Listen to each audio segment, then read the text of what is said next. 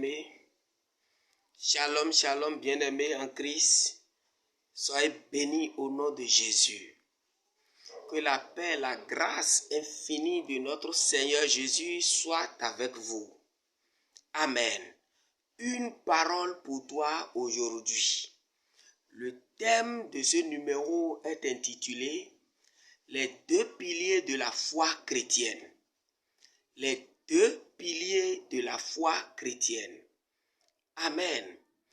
Et le thème là, nous l'avons tiré du livre de Luc, chapitre 2, verset 11, qui dit « C'est qu'aujourd'hui, dans la ville de David, il nous est né un sauveur, qui est Christ, le Seigneur. Il nous est né un sauveur qui est Christ, le Seigneur. » Les deux piliers dont nous voulons parler, c'est le sauveur qu'il est, et le deuxième, c'est le Seigneur qu'il représente pour nous. Amen. Le Christ que nous avons comme sauveur, il est sauveur. Sur lui est basée notre foi. Et cette foi nous amène à déclarer que le Christ est notre sauveur. Et il nous a sauvés de la seconde mort.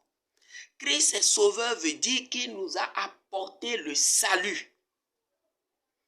Le salut de notre âme. Amen.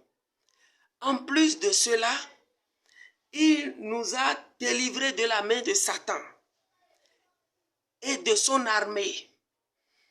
Toute l'armée du monde satanique. Christ nous a délivrés de leur emprise. Et en plus, dans Luc 1, 11, il nous dit qu'il nous a délivrés de nos ennemis et de la main de tous ceux qui nous haïssent. Là, c'est de la main de ceux qui sont nos voisins, nos camarades, nos collègues, tous. Des hommes humains comme nous, qui sont proches de nous, il nous a délivrés de leurs mains. Ceux-là sont des détracteurs, des outils de Satan et du monde satanique. Il nous a délivrés de leurs mains. Maintenant, le problème se pose à un niveau. Il est le deuxième pilier. Il est notre Seigneur. C'est là où beaucoup de personnes n'arrivent pas à faire la distinction. Christ est notre Seigneur, veut dire, c'est le maître de notre vie. Il est le maître de notre vie. C'est lui qui guide notre vie et nous oriente sur nos chemins. Tout ce que nous faisons, nous devons le faire avec son accord. Il est le Seigneur, veut dire que nous ne pouvons rien faire sans son avis. Ma vie dépend de lui, parce qu'il est mon Seigneur. Il est mon Seigneur veut dire que tout ce que je le fais avec son accord et je le fais avec ses orientations. C'est sur le chemin qu'il m'oriente, c'est sur ce chemin que je dois aller. Amen, amen. Nous, chrétiens aujourd'hui, nous croyons que tout est acquis. Non. Jésus est mort à la croix et il a dit tout est accompli, ne doit pas être mal interprété. À part le salut, qui ne dépend pas de notre effort, que le Christ nous a amené, à part qu'il ne nous sauve de la seconde mort, tout le reste va dépendre de nous, va dépendre de comment il est notre Seigneur.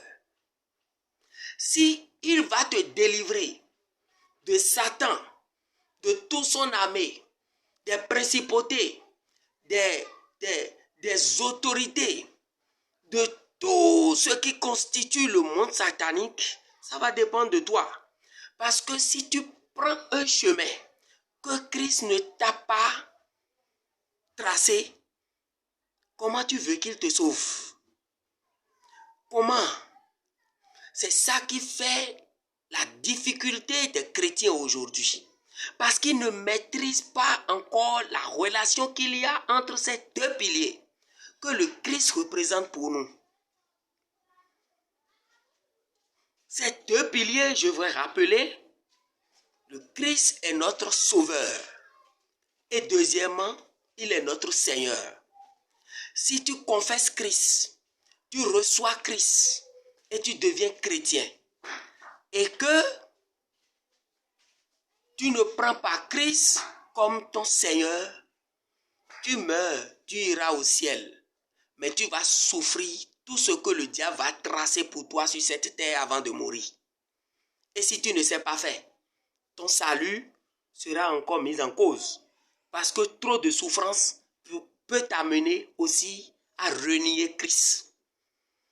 Donc, toi chrétien qui me suis aujourd'hui, note que le Christ doit être ton Seigneur, le maître de ta vie, qui va te guider.